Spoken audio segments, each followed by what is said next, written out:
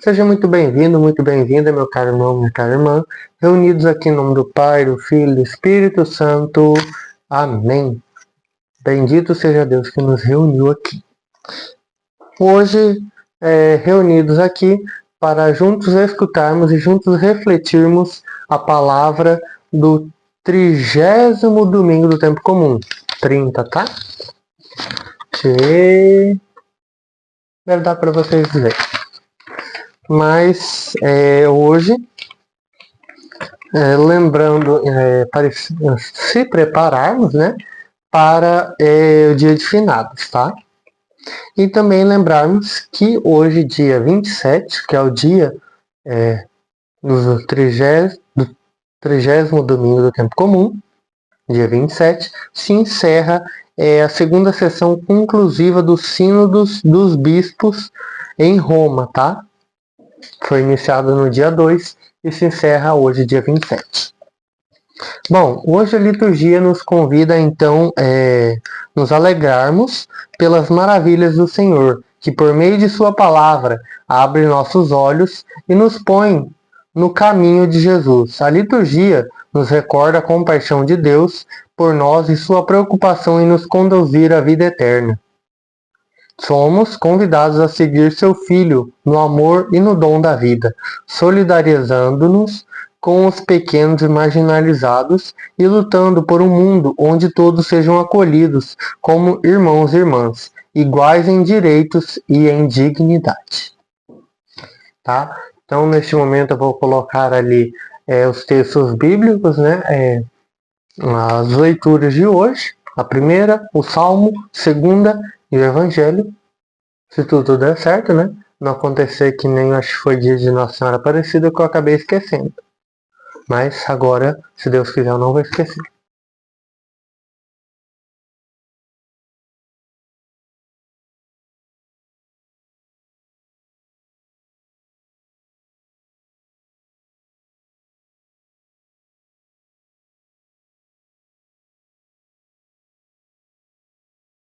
Bom, depois de vocês terem lido as leituras, né? Se pausa e depois você lê, né? A gente juntos iniciaremos a reflexão.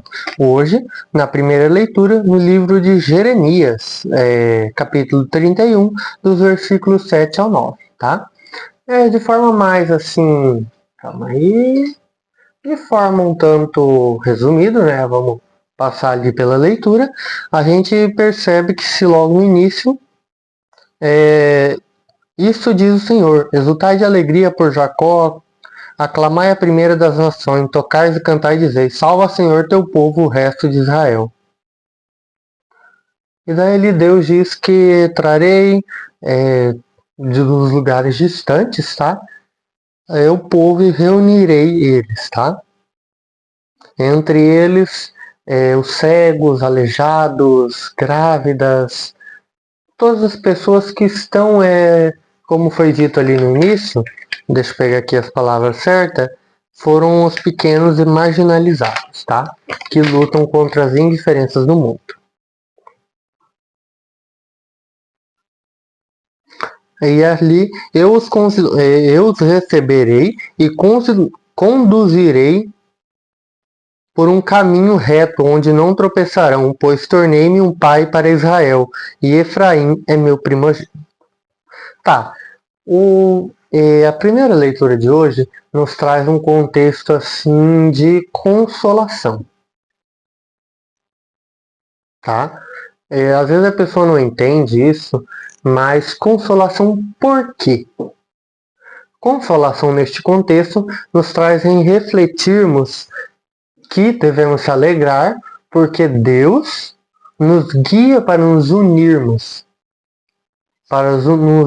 em um único povo, em um único corpo, para que possamos seguir num caminho reto. Se você for ligar esse caminho reto, único povo, reunir, entendemos a Igreja Católica. Nossa igreja. Uma igreja una. Muitos dizem, aqui no Brasil, no México, nos Estados Unidos, na China, na Europa, em Portugal, em qualquer lugar desse que estiveram a missa, estiveram a missa, uma santa missa, presidida por um padre, presidida por um bispo, por um cardeal ou pelo próprio Papa, ainda continua sendo uma missa. Em qualquer lugar do mundo, mesmo sendo línguas diferentes, a gente percebe que é o mesmo rito da missa. Estamos em uma igreja una, que segue o mesmo caminho. Só mudando ali a linguagem, a tradição de alguns povos. O jeito que ali receberam Jesus, que receberam a Virgem Maria. Tanto que a Virgem Maria tem vários nomes, vários títulos marianos, como é chamado oficialmente. Por quê?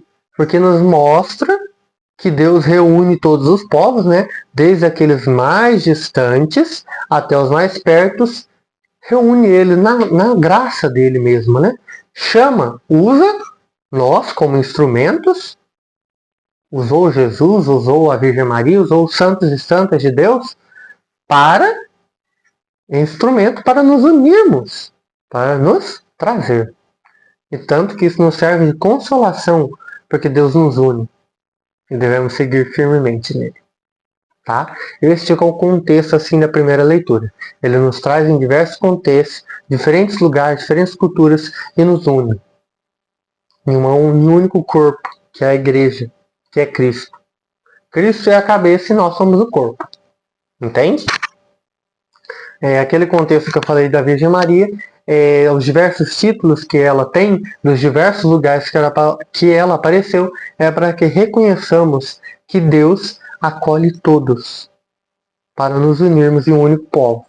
Mesmo com diferentes culturas, nos reunimos em um único corpo. Tá? Bom, seguindo para a segunda leitura do livro de Hebreus, da carta dos Hebreus, no capítulo 5, versículo 1 ao 6. Onde ali então é chamado como um contexto de compaixão. Compaixão por quê? Vamos então resumir um pouco para entendermos. Ali se inicia: todo sumo sacerdote é tirado do meio dos homens e instituído em favor dos homens, nas coisas que se referem a Deus. Sabe ter compaixão dos que estão na ignorância e no erro, porque ele mesmo está cercado de fraquezas. Ninguém deve atribuir essa honra, senão o que foi chamado por Deus, como Araão. Deste modo, Cristo não se atribuiu a si mesmo a honra de ser sumo sacerdote, mas foi aquele que lhe disse: tu és o meu filho, e eu hoje te gerei. Como diz em outra passagem, tu és sacerdote para sempre, na ordem de Melquisedeque. Tá. Compaixão? Como assim, meu Deus? Vamos então, parte por parte. Meu povo, iniciamos ali então, reconhecermos que um sacerdote é então ali tirado daquela convivência normal, né? Vamos dizer assim, normal entre aspas, né? Do mundo ali, para ter aqui os seus votos de castidade, votos de obediência, os votos do que se fazem para se assumir o sacerdote. Ou seja, ele se despoja no mundo para servir a Deus. Mas mesmo ele tirando a parte de sacerdote, ele ainda é humano. Isso nos mostra a compaixão de Deus para usar um humano, um pecador, como instrumento para unir seu povo, como um sacerdote. Ele usou, ali como disse, alguém que tem fraquezas para cuidar de seu povo, para pastorear, né, como pastor. Ou seja, ele ali então é tirado dos meios dos homens, tirado ali de sua família, da convivência de um jovem, para aqueles que vão para o seminário jovem, né, que está ali no adulto nos seus 20 anos, né, ser tirado às vezes da faculdade, do trabalho, para então servir a Deus. Tá? Em favor dos homens, nas coisas que se referem a Deus. Ou seja, ele é usado, mesmo sendo ali fraco, às vezes é transformado, recebem a ordem dos sacramentos, se torna sacerdote para servir a Deus e ajudar os seus irmãos no serviço ao próximo.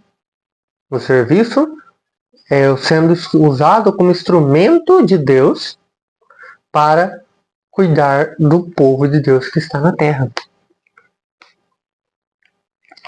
Sabe ali então ter compaixão. Deus sabe ter compaixão daqueles que são ignorantes, que estão no erro, que se desviaram, que se perderam. Deus tem compaixão. Não se é dito ali que se perdoa 70 vezes 7? Né? Muito.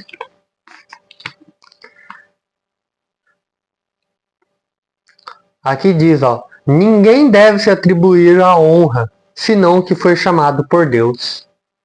Como assim? Deus chama. Todos nós sabemos que algum dia temos um chamado. E Deus vai nos chamar a seguirmos Ele.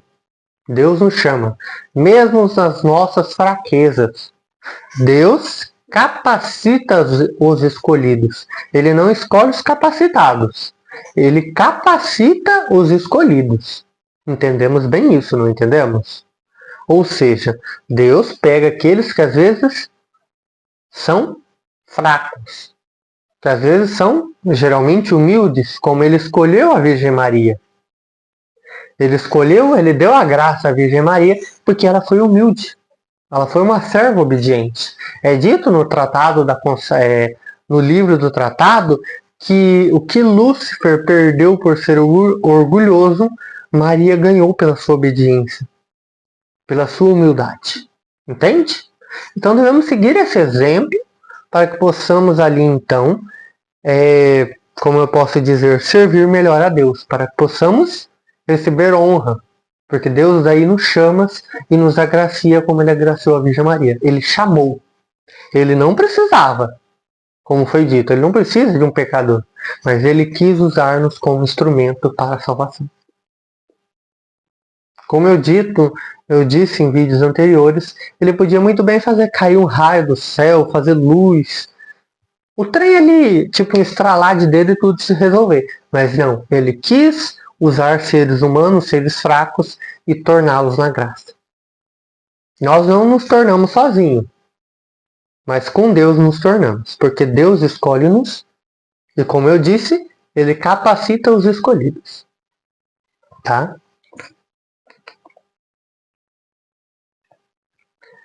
Ou seja, Jesus Cristo, como nós sabemos, é sacerdote para sempre. E no momento ali, o Padre, no seu exercício de sacerdócio, ele se age em persona Christi. No momento da consagração, Jesus Cristo vem sobre ele. Disse em uma visão espiritual, eu não lembro qual foi a santa, acho que foi uma santa, se eu não estou me enganado, que ela disse que na missa ela via Jesus Cristo. Jesus Cristo ali que descia sobre o sacerdote e se via Jesus Cristo segurando ali a própria hóstia, né? E apresentando ao Pai. Ofertando, que todos bem sabemos, que no momento da oferta não é só oferta material, mas também é uma oferta espiritual. Nos entregamos ali, mesmo sendo indignos, Jesus Cristo vem ali, nós ali praticamente valemos um grãozinho, né? Daí Jesus Cristo vem ali e complementa para que possamos ser perdoados, que possamos entrar na graça, tá? É mais nesse contexto de percebermos que Deus, em sua grandeza, como eu disse ali nas leituras passadas, nos escolheu, nos traz, nos busca, nos escolheu.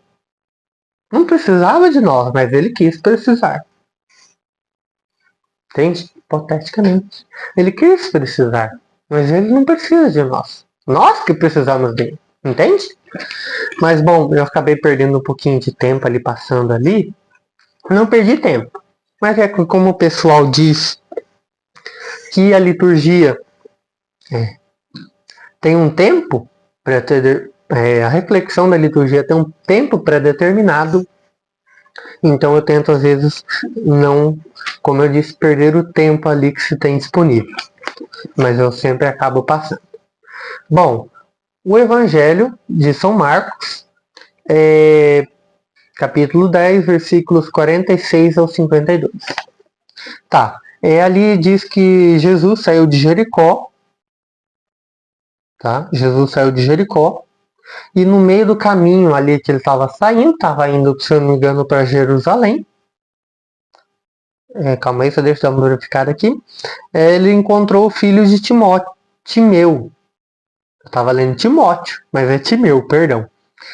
Bartimeu, o cego e mendigo, que estava sentado na beira do caminho.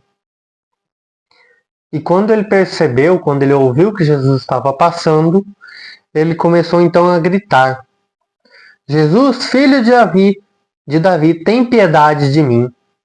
Muitos o repreendiam. Muitos o sufocavam, vamos usar esse exemplo, né? Então Jesus parou e disse: chamai-o. E logo eles foram lá e disseram a Bartimeu: coragem, levanta-te, Jesus te chama. Então o cego joga tudo, deu um pulo e foi até Jesus. E então Jesus perguntou: o que queres que eu te faça? E o cego respondeu: mestre, que eu veja. Então Jesus disse: vai, a tua fé te curou. No mesmo instante ele recuperou a visão e começou a seguir a Cristo. Então, bora lá. Bom, um título para este evangelho de hoje a gente pode reconhecer como a fé que cura, mas também uma fé que nos abre o olho. Entende? Por quê? Bom, neste contexto da liturgia, Jesus Cristo sai de Jericó, uma cidade ali então baixa, vamos dizer assim, né? No nível geográfico, para ir a um local mais alto, tá? E então ali a gente percebe Bartimeu. É Bartimeu, né? Bartimeu. Porque às vezes eu confundo os nomes. É muito nome, pelo amor de Deus. Mas bom. E neste meio do caminho tem um cego e mendigo. Uma pessoa sofrida. Que está caída, vamos usar então essa palavra. Por que caída? Se formos atualizar para o nosso contexto atual, seria uma pessoa que às vezes ou está realmente como em situação de rua, ou está caído no pecado. Entende? E às vezes não reconhece isso. Ou reconhece e não sabe como sair do pecado, né? Então ali a gente percebe que não, vamos usar assim desse tipo de exemplo. A pessoa ali caída no pecado não reconhece o seu pecado, não se reconhece pecador. Mas quando Jesus chega perto dele, ele então percebe, como se diz, ele abre o olho, né? Que Jesus Cristo vem ali para nos salvar. Ele então acorda, e neste momento, como muitas pessoas fazem, né?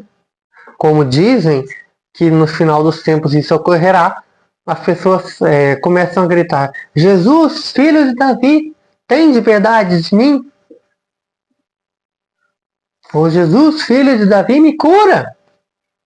Tem uma música, se eu não me engano, assim, tá? E muitas das vezes, então, repreende a pessoa. Muitos ali dentro da igreja acabam repreendendo, acabam ofuscando, acabam sufocando aqueles que estão no pecado e buscam a remissão dos pecados, buscam corrigir a sua vida, buscam o caminho reto de Deus. E às vezes tem muitos ali que o repreendem, mandando se calar, mandando se esconder, mandando sair. Isso é muito comum. Mas então Jesus o chama, o traz para perto, o acolhe. E então, naquele momento que muitos ali, como dito, coragem, levanta-te, Jesus te chama. É o momento que a pessoa larga tudo. Eu até joguei o papel. Larga tudo, como ele dito, ele despoja-se do seu manto e corre para Jesus. Ele busca Jesus. Ou seja, a pessoa sai do pecado, larga o pecado e corre para Jesus. Coragem. Jesus te chama. Coragem, levanta, Jesus te chama. Entende?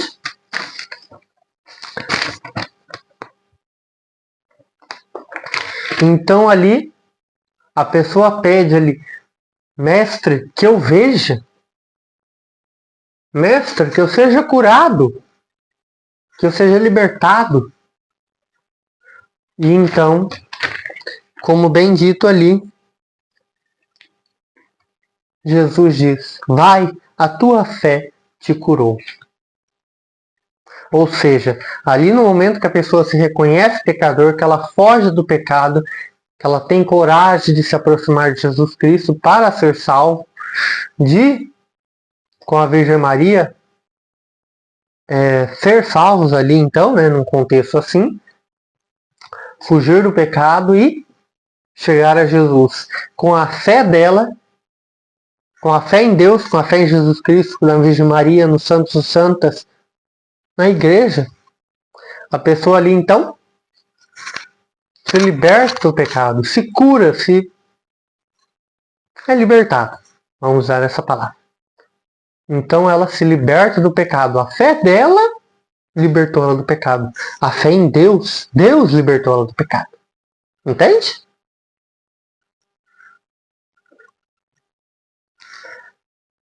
Mas aqui temos um contexto aqui no final que é um tanto abrangente.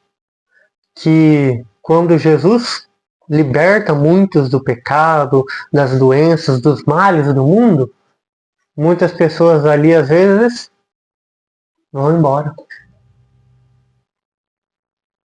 Vão embora. Desaparece. São geralmente aquelas pessoas que às vezes só buscam Jesus na hora que necessita. Foi falado isso na leitura do Tratado da Consagração. Só buscam por interesse. Mas cabe a nós, católicos e católicas, cristãos, cristãs, irmãos e irmãs, entendermos uma coisa. Que devemos fugir do pecado. Devemos ter a coragem de buscar a Jesus Cristo. Devemos carregar a nossa cruz. Devemos nos entregar a Deus. Devemos servir. Ou seja, devemos ter fé para que possamos ser libertos do pecado, dos males do mundo. E para então, não como às vezes foi feito num texto bíblico passado, que agora me fugiu o contexto, aonde, se não me engano, era 10, eu peço perdão neste momento, porque eu acabei esquecendo, eu não lembro qual era o contexto, aonde tinha 10, se eu não me engano, e Jesus curou os 10. Só que dos 10, só um voltou para agradecer Jesus. Ou seja, não devemos ser como os 9 que foram curados e foram embora. Mas devemos ser como o único que veio agradecer a Jesus, que veio seguir a Jesus. Ou seja, nos libertarmos do pecado para seguirmos a Cristo verdadeiramente no caminho reto, como disse a primeira leitura. Para que possamos ser instrumentos de Deus. Curados para sermos instrumentos de Deus. Então, meu caro irmão, minha cara irmã, espero que isso tenha sido profundo na sua mente. Peço perdão às vezes pelo meu erro, mas eu agradeço a sua presença. E venho aqui lembrá-lo que estou ali, já abri um grupo no WhatsApp para os consagrados 2024, para pessoas como eu que estão se preparando para a consagração. E também temos agora uma conta no Instagram, onde o título é, deixa eu abrir aqui,